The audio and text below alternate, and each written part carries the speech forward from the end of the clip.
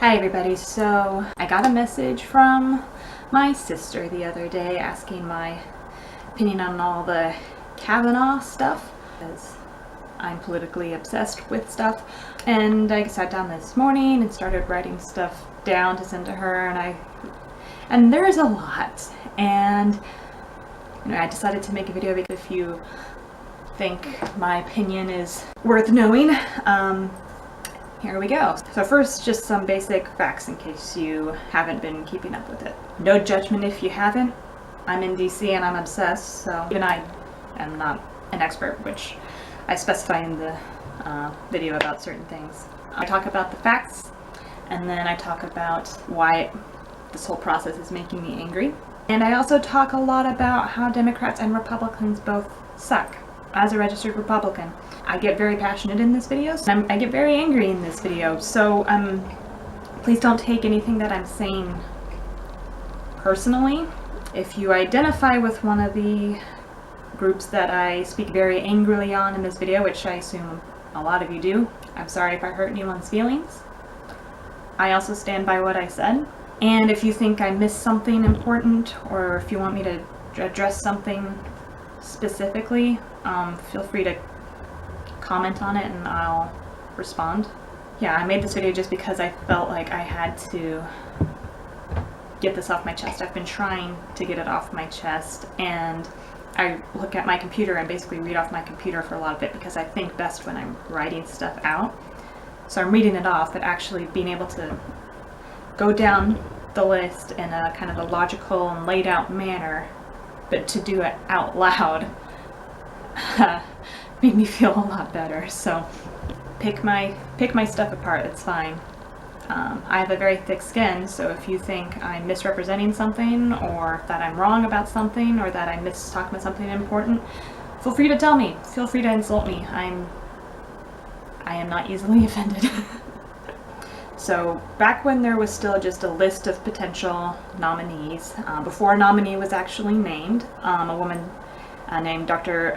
Christine Blasey Ford approached Democratic Senator Feinstein about some allegations that one of the possible nominees, Brett Kavanaugh, had tried to rape her while at a party while they were both in high school. She had 4 potential witnesses, including one who was allegedly in the room at the same time as the assault, recalls a lot of details about the alleged assault, the layout of the house she was in, that sort of stuff.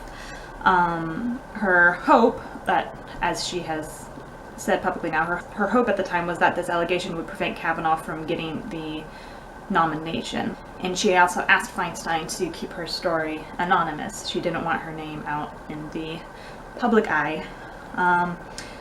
Feinstein did nothing with the allegation. I think she had it, she didn't do anything with it. Kavanaugh was nominated.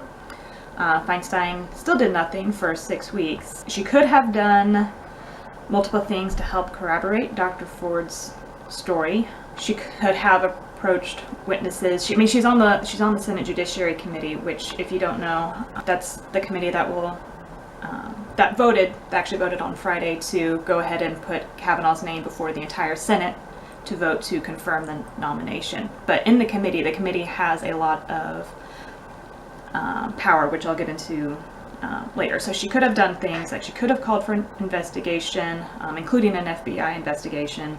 She could have done a lot of things while protecting Dr. Ford's anonymity. She didn't do any of those things while she had it. She had the allegation for about 6 weeks, I think. I don't know the specific dates. Now, Dr. Ford's name and story was leaked to the press a few weeks ago, obviously, because we know about it. And Democrats promptly, and a lot of people, not just Democrats, raised an outcry and started demanding that the confirmation process be halted, started calling for FBI investigations, etc., to look into this story.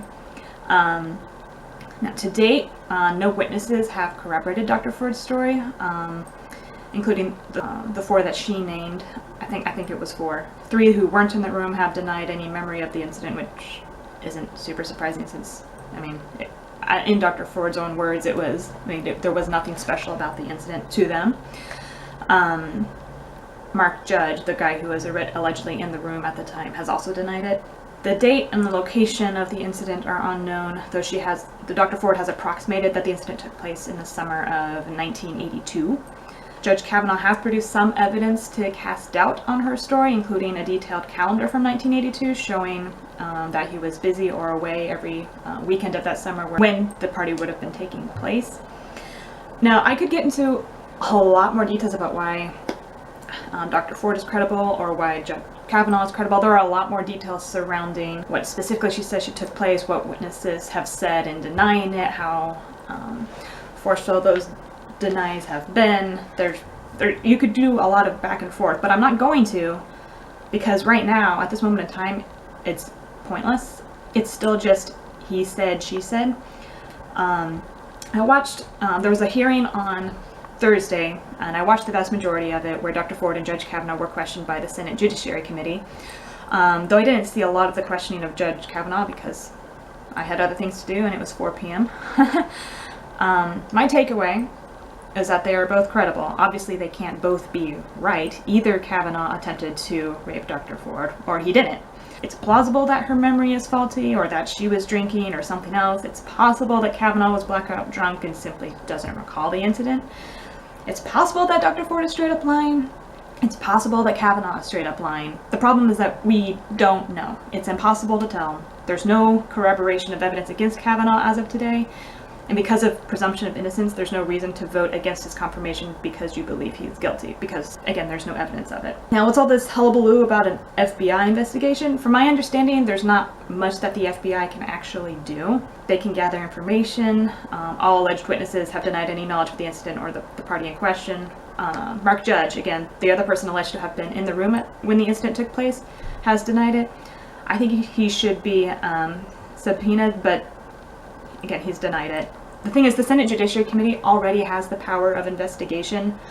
I don't think they necessarily even need the FBI. I'm not exactly sure how it all works, but regardless, here's where the politics starts stinking to high heaven, and it's why I got so angry on Thursday and Friday. And it's why I'm still angry. I'm a little calmer now than I was then, but that calmness might fade as this video goes on. So, looking at it apart from politics, apart from all the mess, I think it's perfectly reasonable to do some further investigation. Subpoena Mark Judge, try to narrow the possible time frame, whatever. Objectively, we should do what we can to find the truth, to treat Dr. Ford and Judge Kavanaugh fairly. That's what should happen. That's what should have happened from the beginning. But that's not what's going to happen, probably. And it's all of the politicians' fault. If you're listening to this or reading this and you're angry at just one party, buckle up, because both, as my current roommate would say, are absolute trash. First, the Democrats. If the Democrats had actually cared about Dr. Ford, or if they were actually friends to sexual assault victims, they would have done everything in their power to corroborate Dr. Ford's story before bringing it forward. They had all the tools at their disposal that they have right now. They had 6 weeks to do it. They could have done it while honoring Dr. Ford's request to remain anonymous and to remain out of the public eye. But did they? No. Feinstein sat on it until it was politically most expedient. She sat on it because Democrats are hoping to flip the Senate in November. If they can flip the Senate, they can refuse to confirm whoever President Trump nominates, regardless of who he nominates. That's what they want to happen. That's what they've said they'd want to happen. This isn't a conspiracy theory or a secret. They've legitimately said it. Dr. Feinstein sat on this allegation, and then she leaked it to the press. She's denied doing that, of course. But she's the most likely person to have done it because she is the person that Dr. Ford approached. If it wasn't Feinstein or her staff, it was another senator whose name I'm blanking on right now. Because I think there were just those 3 people: Dr. Ford, Senator Feinstein, and the other senator, and their staffers were the only people who could have possibly leaked it. But I'm pretty sure Dr. Ford and Senator Feinstein and Senator Feinstein's staff were the only people who had access to the letter that Dr. Ford sent Senator Feinstein with the allegation. So they're the only people who could have possibly leaked it. That's why Democrats are crying that Republicans don't care about sexual assault victims. It's so painfully hypocritical and disgusting. They don't care either, or at the very least Dr. Feinstein doesn't care, or they would have made Dr. Ford's story as credible as possible in the 6 weeks that they had to do it. That would increase the chances of Dr. Ford getting justice for this incident if this incident took place. Again, They could have done this all while honoring her request to remain anonymous. But no, they leaked her letter to the press, which led to such a public outcry and pressure that Dr. Ford was forced to come forward. Yes, that's a fantastic way to treat a person who you believe was the victim of a sexual assault. Well done.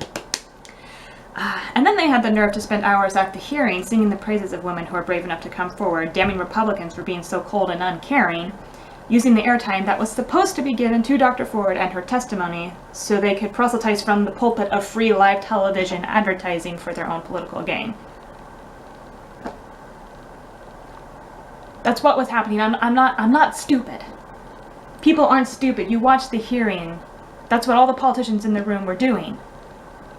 It's okay to tell Dr. Ford, you're brave for coming forward, thanks for coming forward. It's okay to tell sexual assault victims that, but to go on for minutes and minutes and minutes about what's politically most expedient at the time, that's not because you care about Dr. Ford, that's because you care about getting reelected, and this is a free advertising. I think I heard a statistic earlier this morning that like 30 million Americans had tuned in for the hearing.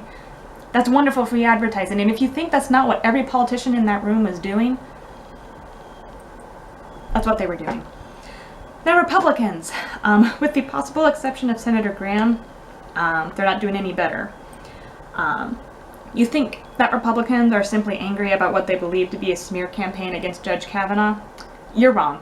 They're angry that the Democrats are doing everything in their power to upset Trump's nominee. They don't care about Dr. Ford. They don't care if Kavanaugh is innocent or guilty. They want Trump's nominee on the Supreme Court regardless of whether he's innocent or guilty.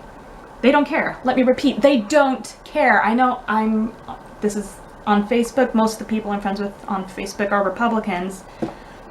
Again, I didn't see a lot of Judge Kavanaugh's questioning at the hearing, but I saw enough then, and I saw enough speeches on Friday to see that Republicans are doing the exact same thing that the Democrats are, crying about presumption of innocence, about how heartless Democrats are for trying to destroy Judge Kavanaugh's life and his family. Also, they can preach from the pulpit of free live television advertising for their own political gain. It's really disgusting. This entire thing is completely disgusting. If Republicans really cared about the truth, they would freeze the confirmation for a few weeks at least, do whatever investigation is possible, and then continue. I'm not an expert on how the investigation would go down, on how helpful the FBI would be, how helpful the Senate committee themselves would be, what powers they both have. I don't know. But there's not that much to investigate. This incident was 36 years ago, I think. Now, is it grating to do it when you know Democrats did no investigation and sprung this at the last minute because they're simply trying to stop your nominee? They don't care whether he's innocent or guilty? Yes, of course it's grating. It's irritating. It's maddening. As a registered Republican, it's my instinct to get angry and want to push through the confirmation. It would be extremely satisfying if a Democrats' farcical and blatantly political efforts fall flat. It would be extremely satisfying. I'm not denying that. But for the sake of an alleged victim, for the sake of Dr. Ford, for the sake of every woman who has been abused, who has the courage to speak out against someone in a position of much greater political power than herself, it's worth investigating. Not because I believe her, not because I disbelieve Judge Kavanaugh, but because I don't know what the truth is. And that's the other thing that makes me angry. I went to pro and anti-Kavanaugh protests on Thursday. All those people with signs saying, I believe her, or I stand with Brett. Why? Why do you stand with one or the other? Sure, you're free to believe one person over the other. That's fine. There's nothing wrong with saying, well, I think so-and-so is telling the truth. But the simple fact of the matter is that what you personally believe is irrelevant. It doesn't matter who you believe. At a criminal trial, you don't have one person stand up and say, this dude is guilty, and then you don't have the accused dude stand up and say, I am innocent, and then sit back and say, oh, well, person A or person B said it more convincingly, so they're right. It doesn't matter what you think, because you are biased and you do not know what the truth is. Now, it's likely that Democrats really do think that they care about Dr. Ford. It's likely that Republicans really do think they care about Judge Kavanaugh. And they do care, in a way. But if this was flipped, Imagine an alternate universe where President Hillary Clinton has nominated Judge Kavanaugh, and Dr. Ford has said that Kavanaugh has sexually assaulted her. Do you for one second think that this situation wouldn't be flipped? It's human nature. Your team, you want your team to win. You are internally biased to believe your own team is telling the truth. There's nothing wrong with that as long as you're aware that is what's going on. I'm not going to talk about who I think is telling the truth, because who I think is telling the truth doesn't matter. Again, I watched the hearing. I watched Dr. Ford's testimony. I watched Judge Kavanaugh's testimony, and I've decided at the end of the day, they're both credible. Either one of them could be telling the truth. Both of them could think that they're both telling the truth. It doesn't matter because we don't know. It's all corrupt. It's all a machine, this entire process. I don't say that as an anarchist. I don't even say that as a libertarian. I say that with the conviction of someone who thinks that politics is fascinating, that the process can and does work despite all the crap, that it's a good, in the grand scheme of thing, and all the different ways of government that humans have come up with, this is the best way to do it. I say that as that kind of person, but yet I also do my best to not walk around with blinders on. It's much easier to demonize the other side. It's much easier to say that it's all the Democrats' fault for not investigating immediately, or that the Republicans are being heartless monsters. That this is why due process is so important. This is why investigating serious allegations is important. To find the truth, regardless of whether it feels good, regardless of whether your team gets to win. It's hard to care in this city. I've been living here for 3 weeks. It is hard to care about the truth. I was listening to the tension on C-SPAN on Friday, waiting for the Judiciary Committee's vote, and I felt extremely nauseated. I put my head in my hands just listening to the arguing and felt physically nauseated. Because nobody in the city cares. Listening to the hearing, nobody in the city cares about the truth. Nobody. Does it make me angry that Democrats are playing a political game instead of actually trying to help Dr. Ford? Yes. It also makes me angry that Republicans are playing a political game instead of actually trying to get to the bottom of the accusations and potentially help a victim, help get justice for a victim, and stop someone from getting on the Supreme Court who may have tried to sexually assault someone. So that's my analysis of this whole debacle. People suck, and why can't every politician be George Washington or William Wilberforce or Mr. Smith? Feel free to tear me apart in the comments.